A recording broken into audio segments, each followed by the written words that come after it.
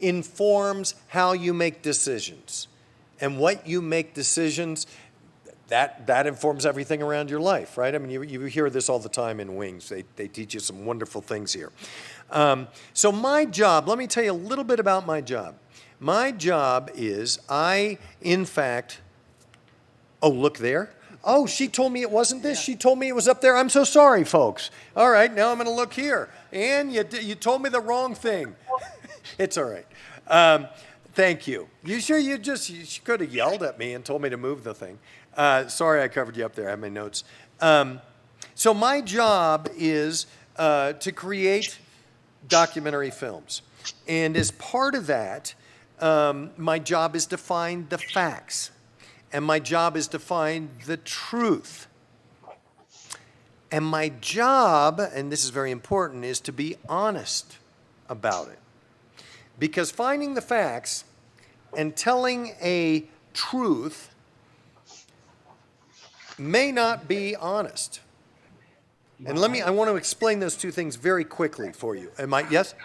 So look up there now. Oh, good, there it is. All right, now I'm back up there. So I can put this up here now? Is this all right? Yes? Oh, good, okay. Just checking. So finding the facts, telling the truth. There's a difference between truth and honesty. And I want to explain that because it's very important that you're both when you create documentaries or when you're talking on the news or whatever those things are. Because what we're finding is in social media, they may tell the truth, but it's not honest. In other words, if somebody were going to interview me, and I get interviewed because of these documentaries I do, right? And a reporter says to me, Chris, did you use drugs this morning? And I say, no, of course not. And the reporter says, so you deny using drugs this morning? And I say, yes, of course. I deny using drugs this morning. And the reporter goes back to their newspaper and puts the headline, Chris Schuler denies using drugs. It's the truth. But it's not very honest, is it?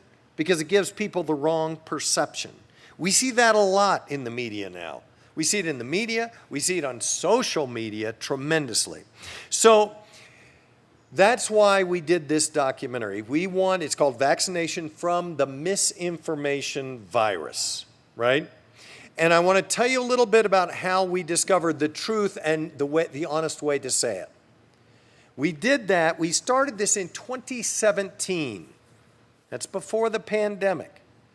An infectious disease doctor here in Albuquerque at the University of New Mexico Hospital, Dr. William Doherty, said to me, listen, I had these students look at media over the last 50 years and how media portrayed vaccinations.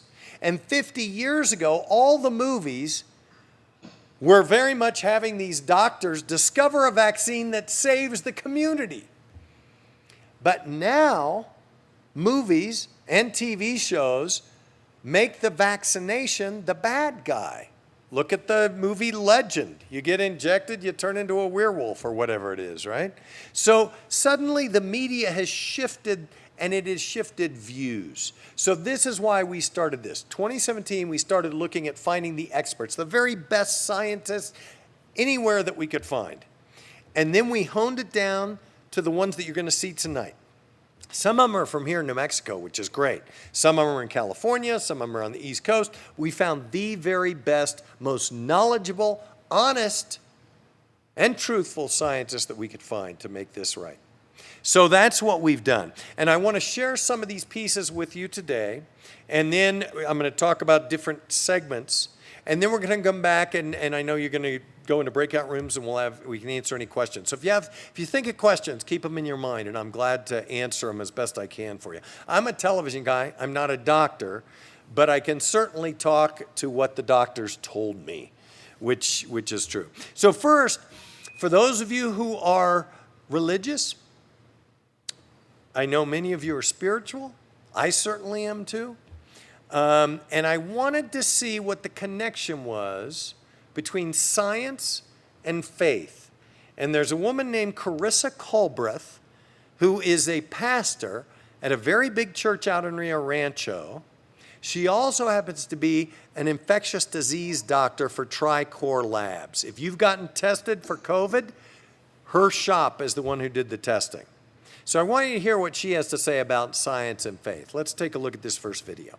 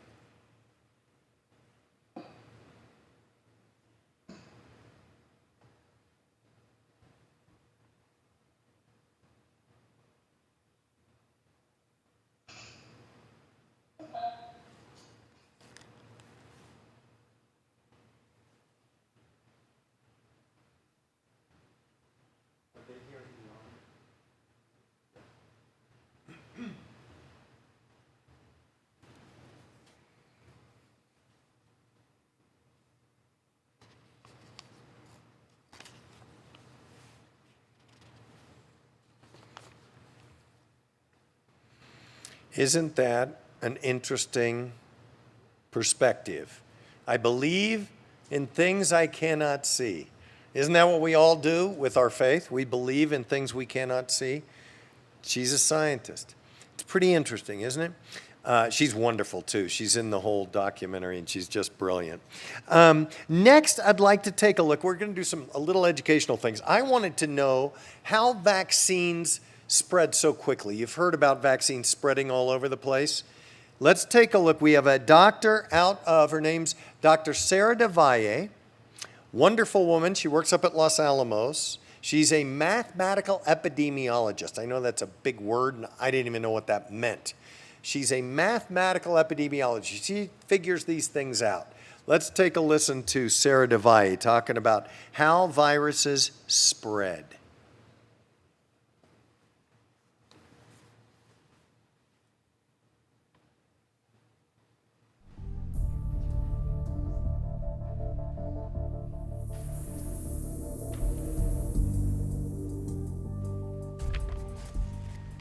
There's a very important number that determines how fast an epidemic can spread or a virus can spread, and that is the reproductive number.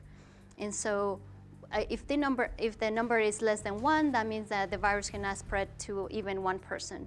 But if this number is 1 or 2 or 3, then you have an exponential increase, and that means that one person can infect 3 people, and then those 3 people can infect three people, each of them. It varies from disease to disease. So for flu, it's about 1.2. Measles, on the other hand, the reproductive number is between 12 and 16. So one person can actually infect, on average, 12 to 16 people, and it's usually spread among children. So the first effective measles vaccines come along about 1963 or so, and widely adopted. Now, let's come into the 2000s or so, and measles disappears, sorta.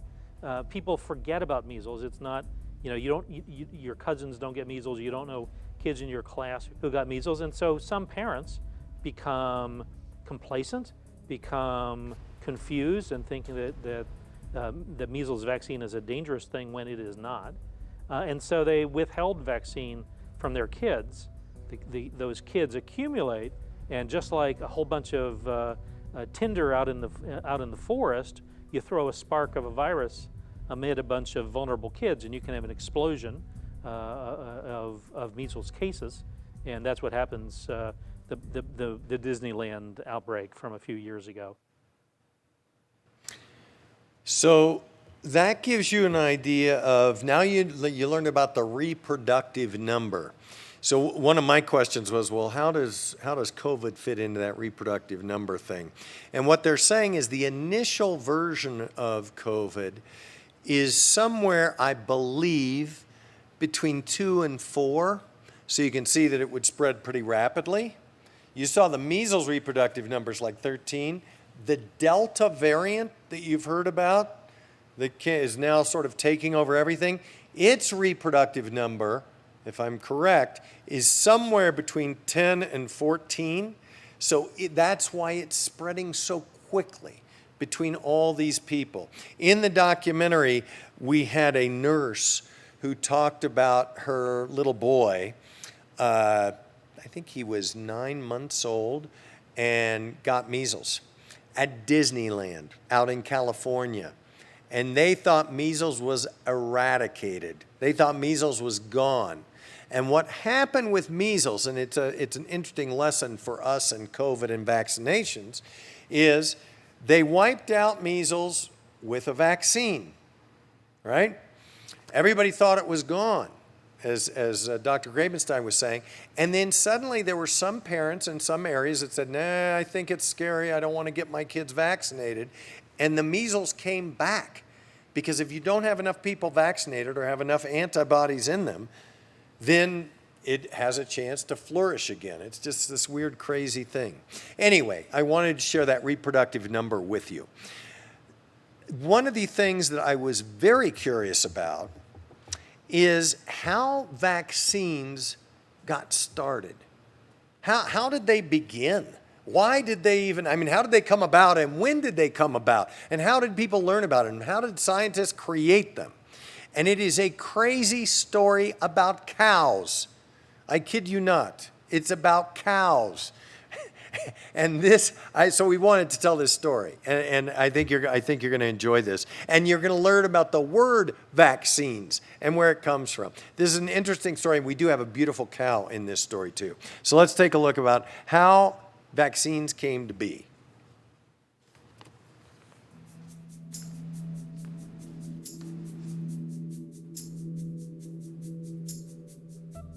So the first vaccine was 1796. Edward Jenner develops the first vaccine, which is the vaccine to prevent smallpox. And the number one killer of humanity in history was smallpox. And that becomes vaccine preventable if you choose to take the vaccine. So the traditional narrative is that Edward Jenner noted that milkmaids had fair complexions and didn't have pockmarks because they weren't infected with smallpox. Mr. Jenner finally started to put two and two together about the milkmaids. The women that were working with the cows were not getting sick from smallpox, or they were getting very mild infections and they were all surviving, whereas it was killing something like a third of the people that were infected. So through the process of milking the cows, they would come into contact with the cowpox secretions, they become infected, and then unknowingly that would provide them protection against the more dangerous smallpox. From what I understand, the word vaccine comes from the Latin word vacca, from the cows, because of the cowpox story and the whole inoculation and things. The real story is much more complex. The concept of purposely exposing someone to some infectious material to keep them safe from an infection actually probably went back several hundred years prior to that. The Chinese, Indian, and African societies had developed very similar technology. So Jenner didn't invent the idea of vaccination. He was the first to test it and to see the public health benefits, which were eventually shown to be true when 200 years later we actually did eradicate smallpox with a variant of his vaccine. It's pretty obvious, even as a veterinarian, that as we come more in contact with wild animals and we start to expand our cities and our farmlands, that interaction with animals is going to get worse and worse. And so we have to worry more and more about these zoonotic diseases that can be passed from animals to people. Most notably rabies, which we know is a virus that's almost always fatal. One good way to protect people is to protect our pets and our animals, and that way it acts as a buffer. Having our dogs and cats vaccinated, and our other animals as well, protects them from getting infected, which then would protect us.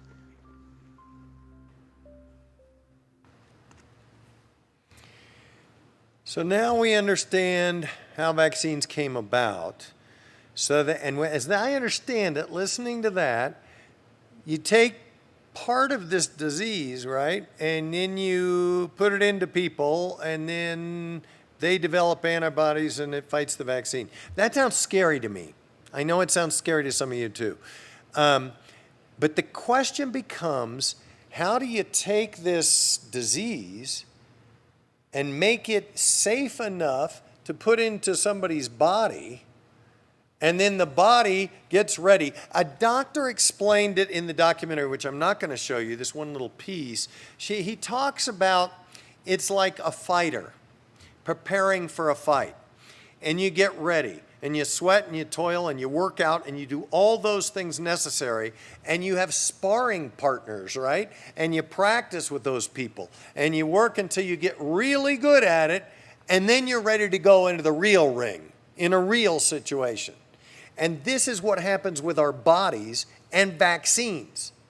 They can explain it really well for you, and I'm going to let them do that. This is back to Reverend Carissa Culbreth and Dr. Walter Doherty. Let's take a look at this. Is vaccines versus disease. Take a look.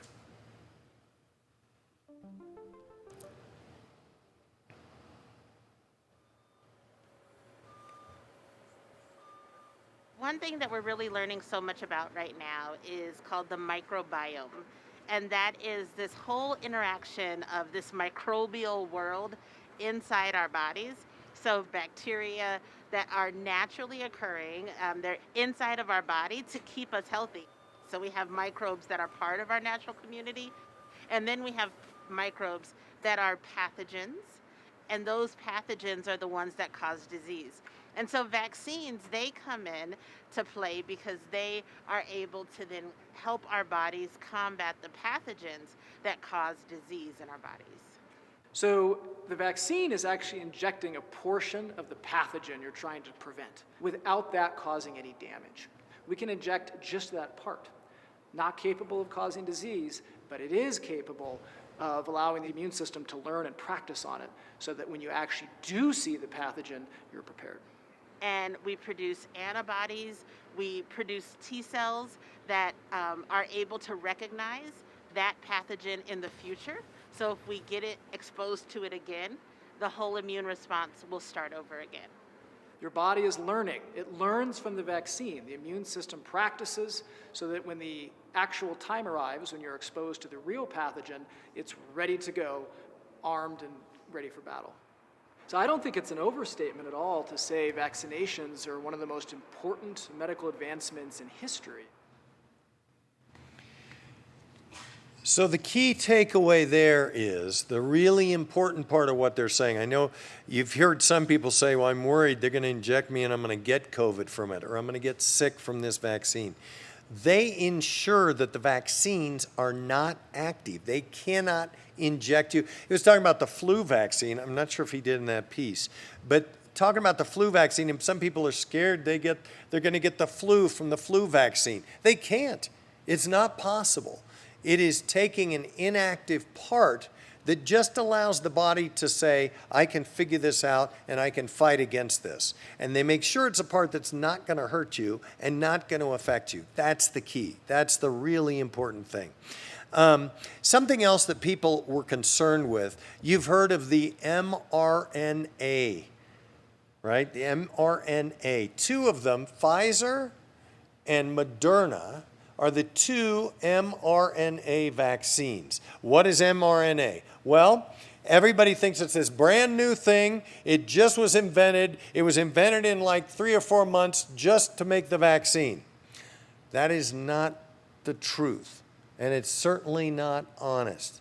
The mRNA vaccine has been in development for years, and I'm talking 10, 15, 20 years it's been in development. This is what's really important to understand. I've got two wonderful scientists to talk about that. Let's look at the mRNA, how long it's been in development.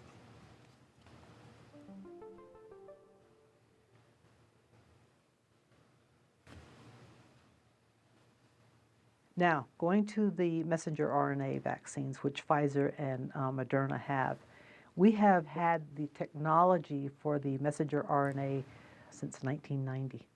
So we've been working with this technology. The technology itself is not new. So the science behind the vaccine has been working for 10 to 15 years.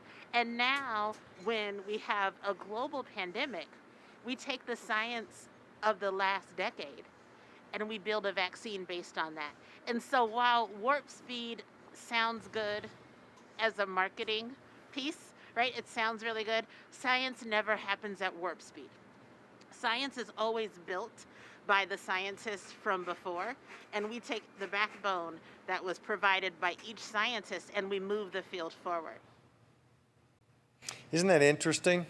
And I think what she said at the end, that science builds information, more information, more information. And that's why they were able to do it so quickly, is because all those years, you saw when the first vaccine was developed in the 1700s, for goodness sake, all that science and nature has just come together at this moment to develop these vaccines that are saving hundreds of thousands of lives in the United States and around the world. Another very important part is how science works. I don't know if you caught all that, but she talked about it building on each other. And what that means then, I know I've heard some interesting conversations where people said, have you heard of Dr. Fauci?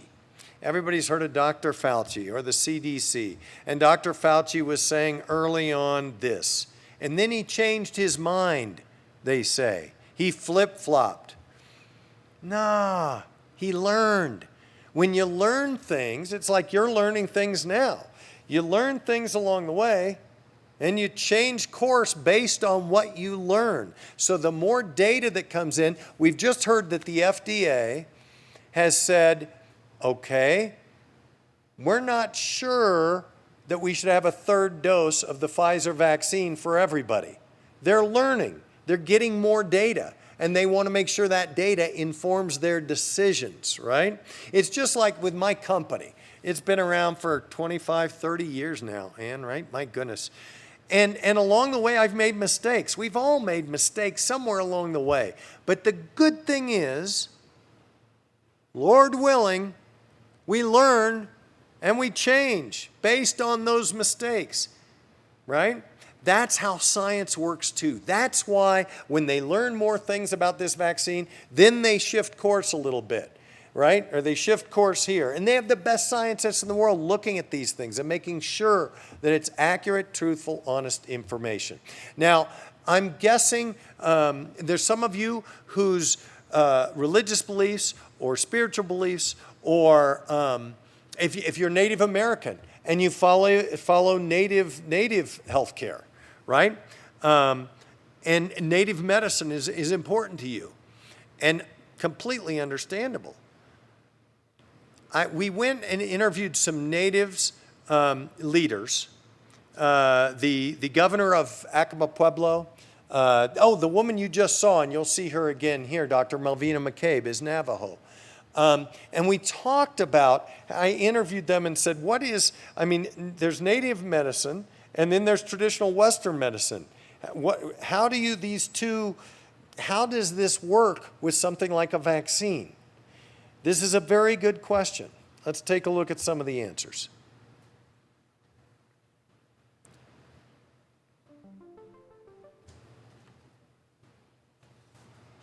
Our people tend to trust our doctors overall, and so that's who they will go to. Our people will tend to trust our elders, and that's who they will go to.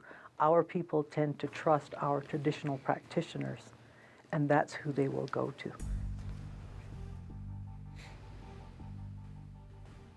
Well, during my upbringing, I was raised around a lot of medicine men. My great-grandparents, my grandpa, my dad. So a lot of what I do has been passed down through generation. A lot of our old folks, they pretty much, they're still rooted traditionally in their cultural. So a lot of them still practice the old ways, the traditional side of it. This inherent responsibility to care for people, to care for culture, to care for land, animals, every living being. That's the core of our concept of health and wellness. We have our own ways of healing. We have our own ways of accessing traditional medicine and traditional healing. But in this case with this virus, we need to supplement that with Western medicine, and it calls for vaccination. Going out there and getting vaccinated is one thing that I think everybody should look at. We all want to be safe, not with just ourselves, but our little families that we have, our community, our elders. So the last piece I'd like to share with you is all about herd immunity. You may have heard about this. The way viruses move, which we talked about early on, they spread, and they spread through people. What is interesting is once, and you've heard this before, I'm sure, once it can't spread person to person. In other words, this person's vaccinated, so they can't carry it anymore, right? So if somebody who has it comes in contact with this person, it's not going to spread to them. And herd immunity is about stopping it from being able to spread because all these people are vaccinated. Or they have had COVID and they have the antibodies in them. They've lived through it. Thank God they've lived through it, and they have the antibodies in them. So now it can't spread through them any longer. But herd immunity is a very interesting concept. And I wanted to explore that a little bit more. It's kind of complex, but I really like what Dr. Grabenstein says about it. Let's take a look at what he talks about here.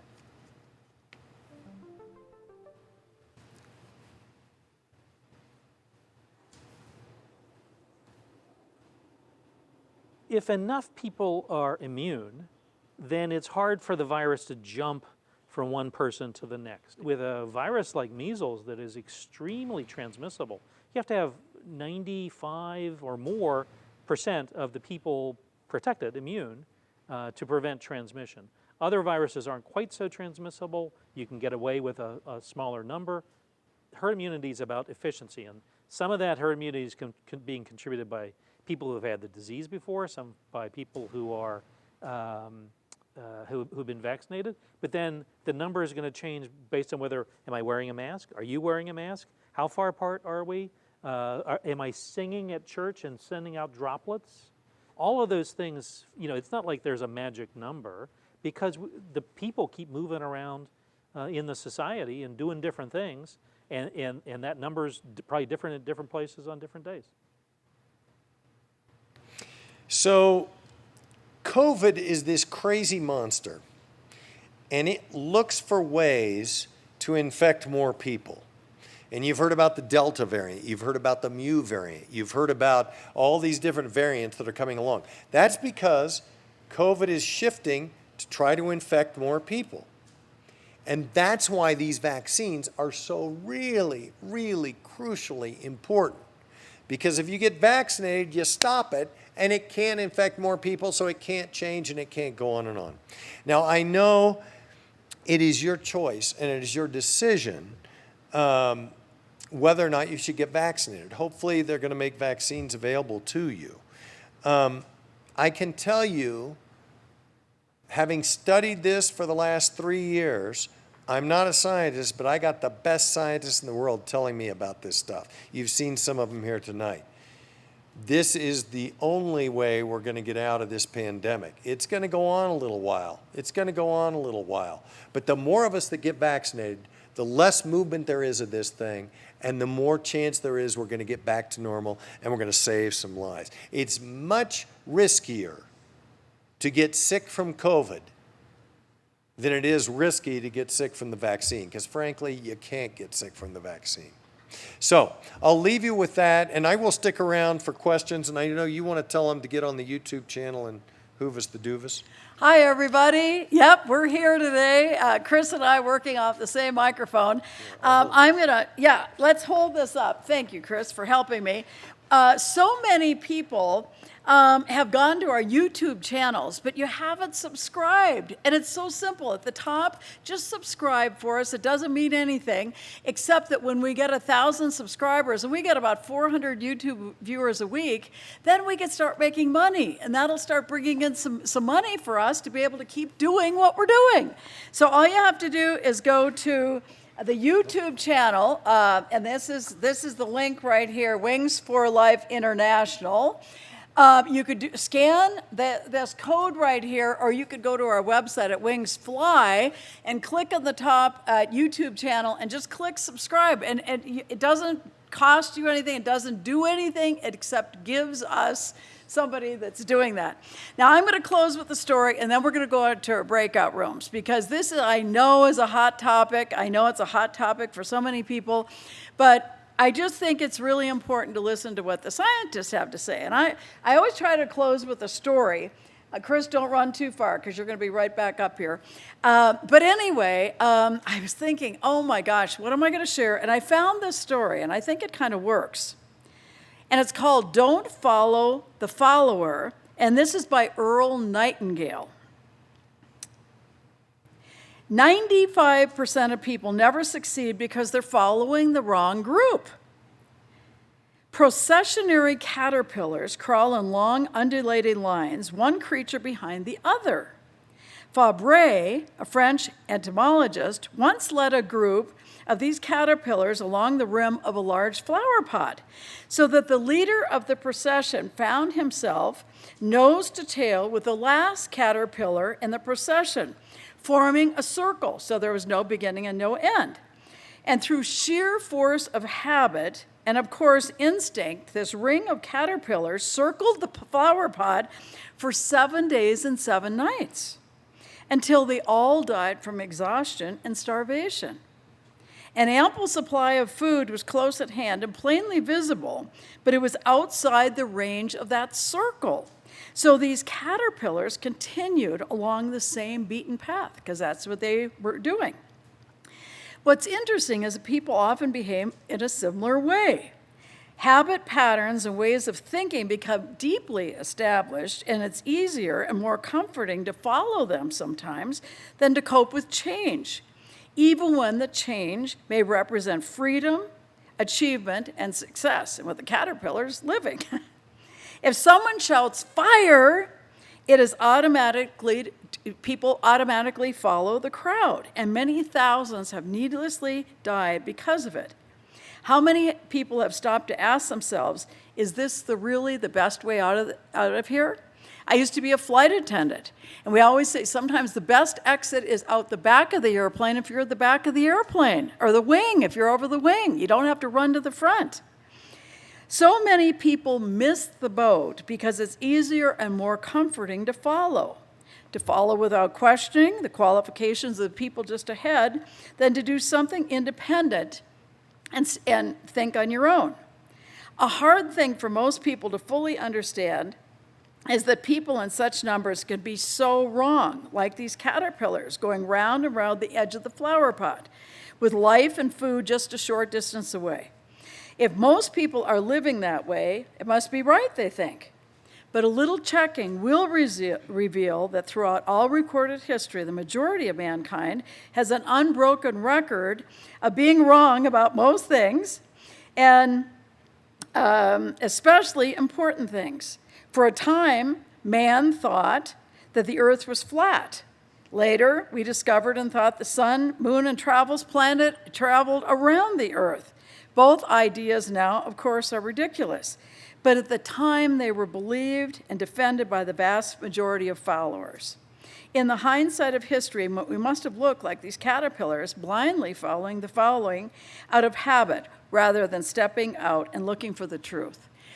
So I thought this was very important. If you've got any questions about this, I would suggest that you go to Chris's website, and I know he'll tell us again how to find this documentary.